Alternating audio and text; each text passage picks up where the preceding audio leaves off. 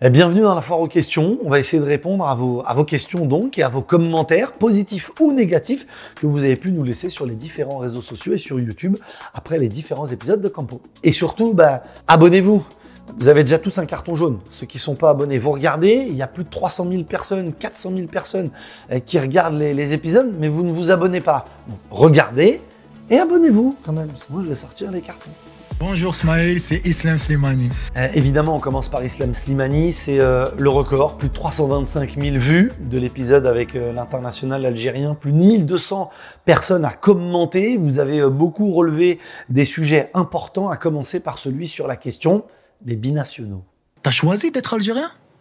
C'est inné, c'est comme ça. Mais t'as choisi d'être français, t'as choisi d'être anglais? Non, on choisit pas l'Algérie. Mais quand un joueur, entre guillemets, attend d'être appelé en équipe de France, et s'il n'est pas appelé en équipe de France, il va en équipe d'Algérie. C'est ça que je dis. Ça, A ou B. C'est ça que je dis. Pour moi, il faut mettre une règle. On t'appelle une fois, tu viens pas, t'es plus sélectionné. Pourquoi? Tu vas nous ramener quoi? Il y a beaucoup, même en France, en France, en Belgique, partout, il y a beaucoup, c'est leur rêve de jouer pour l'Algérie.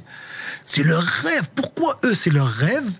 Et toi, parce que tu as un peu plus de qualité, tu nous dis, t'attends qui? Je vais lire le commentaire de Babdga. Je ne sais pas si ça se dit comme ça, 7705, c'était il y a un mois. Voilà ce qu'il disait. Il transpire la loyauté et la bonté. Le passage sur les binationaux, quel délice. Il dit la vérité. Trop de joueurs attendent d'avoir une sélection européenne et choisissent leur sélection africaine ou asiatique tard ou par défaut. Alors ça, c'est une question et un passage très important, parfois mal compris par certains, mais en aucun cas, je pense qu'on peut accuser Islam Slimani d'avoir été mauvais ou d'avoir dénigré des personnes qui choisissent une autre sélection. Quand il parle des joueurs qui sont nés en France, qui ont grandi en France, qui ont été formés en France, il dit « Tu ne dois pas attendre de ne pas être sélectionné en équipe de France pour choisir l'Algérie, le Maroc, la Tunisie, le Sénégal, le Mali, la Côte d'Ivoire, le Cameroun, plein d'autres pays comme ça. On peut parler de la RDC aussi. Il y a celui qui va vouloir jouer pour l'équipe de France tout jeune et il y a celui qui va vouloir tout jeune jouer pour l'équipe d'Algérie. Moi, je prends un exemple que je connais parfaitement, c'est Karim Ziani. On se connaît depuis qu'on est petit. Il a toujours voulu jouer pour l'équipe d'Algérie. Il s'est jamais posé la question de l'équipe de France. Donc, en fait, je vois aucun problème pour celui qui va choisir la France tout petit et celui qui va choisir l'Algérie tout petit. Ce qui est important pour Islam, et moi je le comprends encore une fois à 150%, c'est de rester droit dans son idée, pas d'aller prendre le plan B. Et je trouve, et il a raison, dévalorisant qu'une sélection soit un plan B. Et je vois pas de mal à ça. Et quand il dit que un joueur qui a choisi l'équipe de France, quand il va aller dans son pays d'origine, il part de l'Algérie, viens en Algérie en vacances, profite de tes vacances en Algérie, viens voir ta famille et t'es aussi algérien, Islam n'a aucun problème avec ça et je suis plutôt d'accord. Et c'est ce qui ressort de ce que dit Islam Slimani. Alors, commentaire suivant. Islam Slimani, c'est Kassaraibi qui le dit, Islam Slimani, c'est le meilleur neuf algérien de tous les temps. Je l'ai toujours défendu car les Algériens ne l'apprécient pas. Ils aiment les joueurs techniques. Alors oui, les Algériens aiment les joueurs techniques. Je suis le premier à aimer les joueurs techniques. Je crois que les Algériens aiment les joueurs qui mouillent le maillot. Et je crois que beaucoup d'Algériens aussi aiment et ont cet amour pour Islam, au-delà d'être le meilleur numéro 9 de l'équipe nationale. Je suis 100% d'accord avec toi. Je partage totalement cet avis. D'abord parce que c'est le meilleur buteur de l'histoire. Donc à un moment, les chiffres ne mentent pas. Et puis je crois que au-delà d'aimer les joueurs techniques, les Algériens, quand ils regardent leur équipe nationale, ils aiment les joueurs qui mouillent le maillot. Et je crois qu'Islam Slimani fait partie des joueurs qui ont le plus mouillé le maillot pour l'équipe nationale. Et après, ce qui a été fort, et ça a été un des grands moments dans Campo depuis le début de cette aventure, c'est quand il parle des critiques qu'il a pu avoir, notamment en Algérie, que ce soit en club, dès le début, plus tard quand il est revenu, ou avec l'équipe nationale. Ça, moi, j'ai trouvé ça fort de sa part. J'ai trouvé beau qu'il se livre et qu'il s'ouvre complètement. J'ai toujours trouvé ça très dur. J'ai toujours trouvé ça inapproprié. Et après avoir parlé avec Islam, je le pense encore plus que ce que je pensais avant, parce que je me dis que c'est abusé d'avoir fait autant mal à un gars qui a autant mouillé le maillot pour son club ou pour l'équipe nationale. Et vous, hein, vous pouvez ne pas être d'accord avec moi et vous pouvez penser qu'Islam Slimani n'est pas le meilleur neuf de l'équipe nationale. Si ce n'est pas Islam Slimani, dites-le en commentaire. Qui est pour vous le meilleur numéro 9 de l'équipe nationale algérienne? Il marque de la tête, et alors? Il marque des buts. Il marque de la tête. À l'ancien Zamorano, il marquait de la tête. Berhoff, il marquait de la tête. Klose, il marquait de la tête. C'est bien. Au contraire, j'ai une qualité que les autres n'ont pas. Je marque de la tête. Peut-être tu vas donner à, je sais pas moi, à un autre, il marque pas de la tête. Moi, je marque de la tête. C'est une force. Alors, on a vu un commentaire. Déjà parce que j'aime bien le nom, Momo Labrico. Ça m'a fait rire, Momo. J'ai bien aimé. Marquer de la tête est un art. Je sais de quoi je parle. J'ai un jeu de tête téléguidé beaucoup plus difficile qu'on ne le pense. Les détracteurs qui critiquent Slimani, car ils ne connaissent rien au foot. Je suis d'accord avec toi, Momo Labrico. Je ne vois pas pourquoi on dénigrerait un joueur parce qu'il est fort de la tête. Je me souviens, moi, quand j'étais plus jeune, on parlait de Mario Jardel, qui était à Porto, qui devait signer tous les ans à l'Olympique de Marseille. On disait que c'était exceptionnel. Il était à Porto, notamment, à la Corogne. Oh, c'est grandiose, c'est exceptionnel d'être un si bon joueur de tête. Et parce que c'est Islam Slimani, on le critique. Bah ouais, moi, si mon meilleur pied, ça avait été ma tête, et si j'avais eu une carrière seulement grâce à ma tête et à mon jeu de tête, j'aurais été très heureux. Islam Slimani a eu un super jeu de tête et il n'a pas eu la carrière qu'il a seulement grâce à son jeu de tête. Donc il a la chance d'avoir encore plein de valeurs et plein de force, notamment son envie, son sens du but, son efficacité. Donc je suis d'accord avec toi, Momo Labrico. C'est juste un plaisir de dire Momo Labrico, ton nom encore une fois. Je suis d'accord avec toi sur le fait que c'est abusé de le critiquer pour son jeu de tête. Il manquerait plus que ça.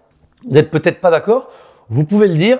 Je serai toujours pas d'accord avec vous, mais dites-le en commentaire si vous voulez. Et autre chose, pour aller plus loin de ce que dit Momo Labrico en commentaire, Islam Slimani est le deuxième meilleur passeur de l'histoire de la sélection algérienne. Il n'a pas fait que des passes décisives avec la tête. Commentaire intéressant aussi parce que ça a été un point important dans l'échange et dans l'épisode de Campo avec Islam. C'est Younes qui le dit, Younes Larsson. Si c'est par rapport à Henrik Larsson, très bonne référence, Younes. C'est grâce à Vaïd Halilhodžić qu'il a détecté et lui a donné sa chance. Oui, certainement, et Islam s'en est jamais caché. Il l'a dit, c'est Vaïd qui a cru en moi, et il le disait, beaucoup de critiques contre Islam Slimani à l'époque où il joue en Algérie, beaucoup de critiques à l'époque où il arrive en sélection.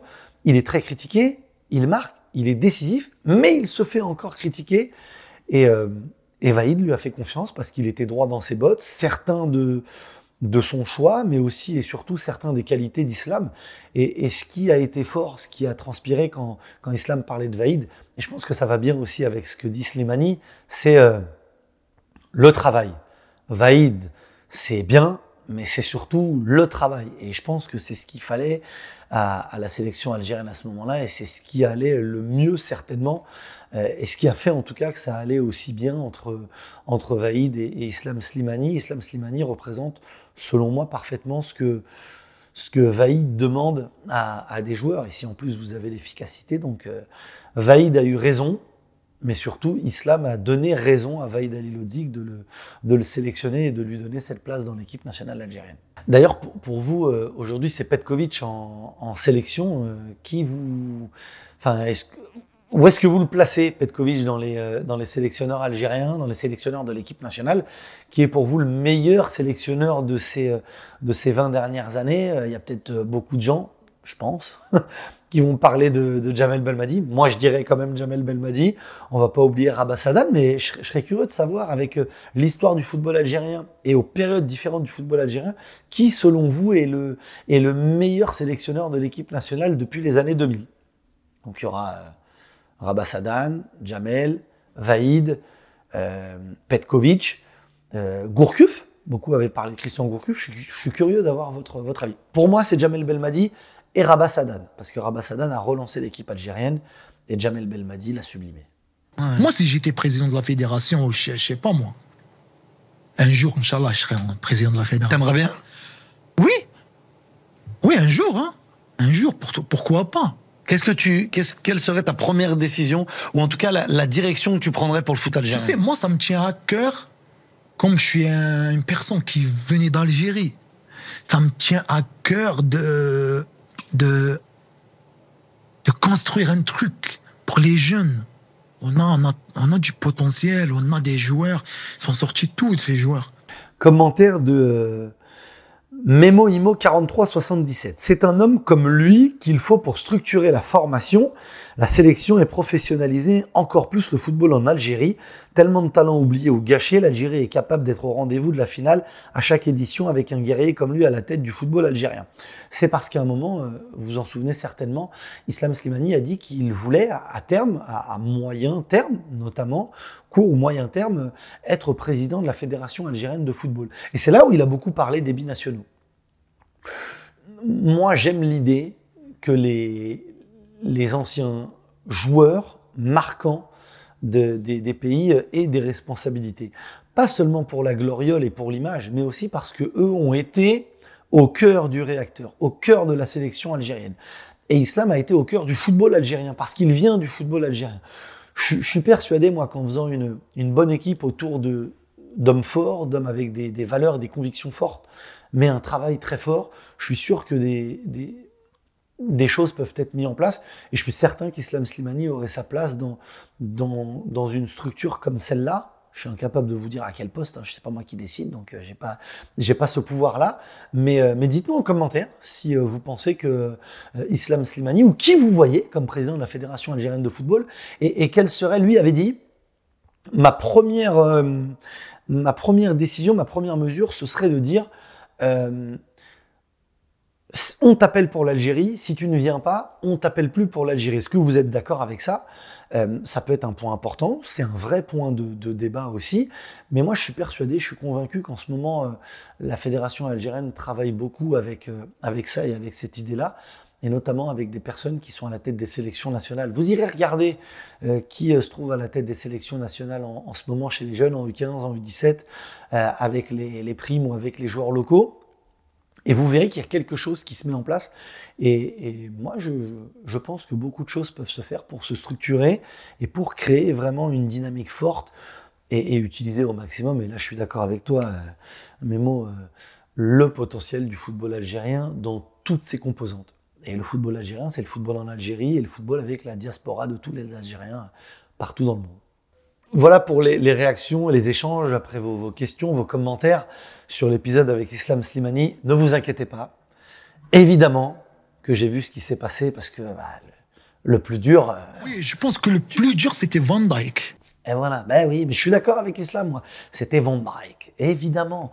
Et moi, j'ai aimé ce passage-là et j'ai aimé la trend, comme on dit, que ça a créé et la viralité qu'a pu avoir ce commentaire d'Islam. Déjà parce que bon, ça s'est vu dans l'échange et dans tout l'épisode. J'ai un regard particulier, une amitié, une tendresse particulière pour Islam, parce que pour moi, il représente tout ce que j'aime dans le foot et tout ce que j'aime dans le football algérien. Et quand j'ai vu Islam avec Adlen Guedioura il y a quelques jours, en rire avec l'autodérision, voilà, ça me rappelle encore une fois que les Algériens ont cet humour-là, cette autodérision, et je trouve canon qu'un gars comme Islam ait cette autodérision-là, ce recul, ce second degré, rigole de la traîne, du buzz super positif que ça a fait. Le plus dur, c'était Van Dijk, mais le plus drôle, et celui qui est le plus dans mon cœur, ça reste Islam. Allez, on passe à l'épisode suivant maintenant, et peut-être le plus important, parce que c'était le premier. Souvenez-vous, le premier, c'était avec... Georges Mikotadze, 24 ans, attaquant de l'Olympique Lyonnais et international géorgien. Merci déjà, parce que ça a fonctionné de manière très surprenante. On pensait pas que autant de personnes allaient regarder au mois de février le premier épisode de Campo. Merci à Georges Mikotadze, à toute son équipe de nous avoir fait confiance, au club aussi de Lyon de nous avoir fait confiance, parce qu'on sortait de nulle part et c'était le premier épisode de Campo. Et ouais, c'est un épisode qui a très bien fonctionné et les gens ont tout de suite adhéré et ont tout de suite compris ce qu'on voulait, parler des joueurs, mais aussi et surtout des hommes. Titis22, peut-être un supporter de Lyon ou un supporter de Metz, parce qu'on sait qu'il y a eu beaucoup de gens qui supportent Metz qui ont regardé cet épisode. Il dit « Un calme, la maturité d'un très grand homme avant tout, très bien entouré. Merci la famille, on espère qu'il puisse être concentré pour le début de saison prochaine. On le veut titulaire et sans pression. » Avec tout ce qui s'est passé la saison dernière, bon, il était déjà titulaire en fin de saison, hein, parce qu'il a gagné sa place. Après Campo, après l'épisode, je dis ça, je dis rien. Georges, si tu nous regardes, on t'a porté chance. Bon, c'est surtout tes pieds qui t'ont porté chance et ton efficacité. Mais ouais, moi, je vois déjà un joueur que je kiffe, ça se voit. Et avec le départ de Lacazette, je pense que la place va être encore plus grande. Et je pense que ça va pas le faire s'endormir. Au contraire, il va encore plus prendre ses responsabilités. Donc, je crois vraiment à la performance de Georges Mikotadze en tant que titulaire, à sa place en tant que titulaire, et à sa performance en étant un vrai leader offensif et leader tout court de cette équipe lyonnaise.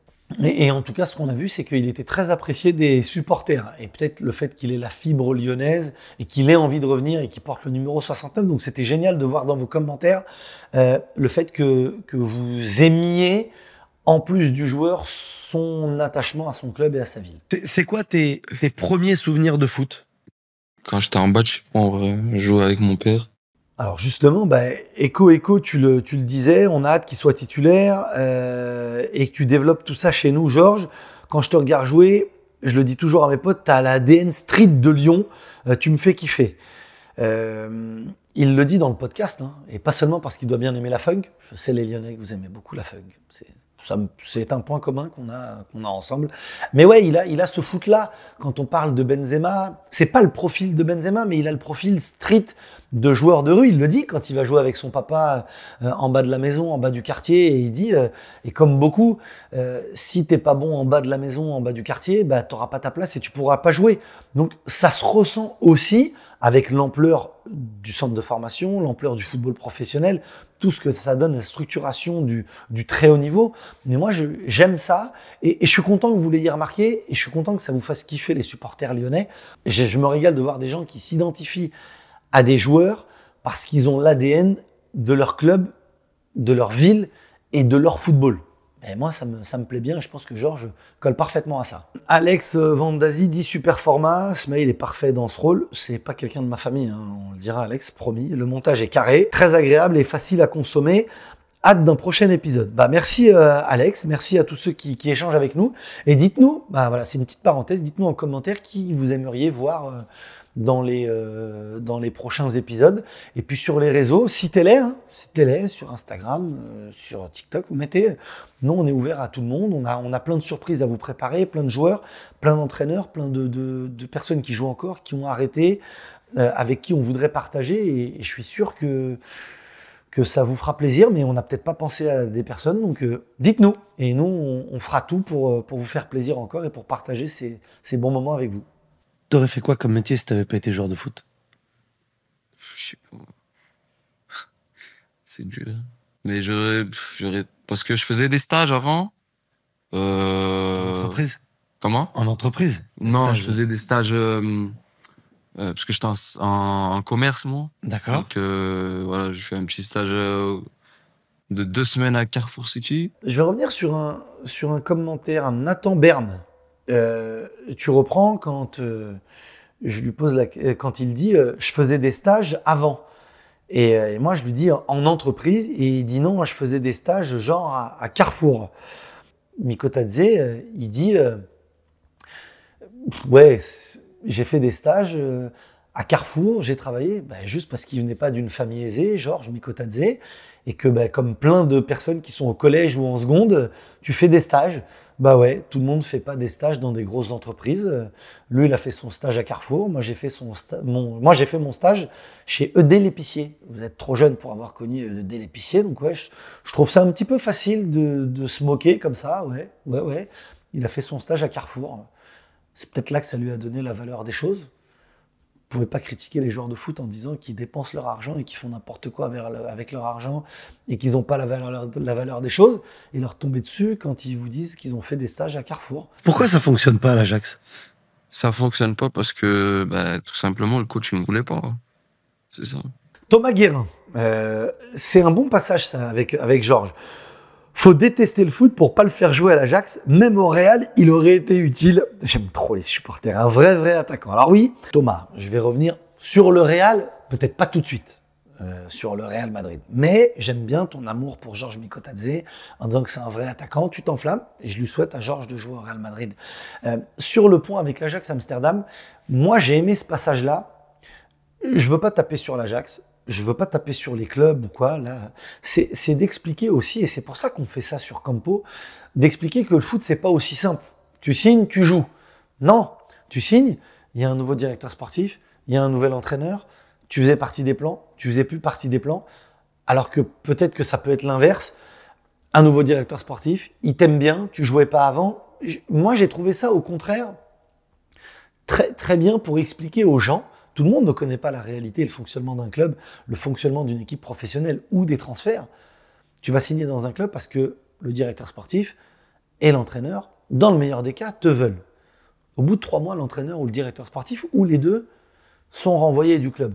Un nouveau directeur sportif, un nouvel entraîneur arrive. Est-ce que tu es sûr de rentrer dans les plans? Peut-être pas. Donc voilà, c'est pas aussi simple que ça, c'est pas tout noir ou tout blanc, ce sont des zones grises.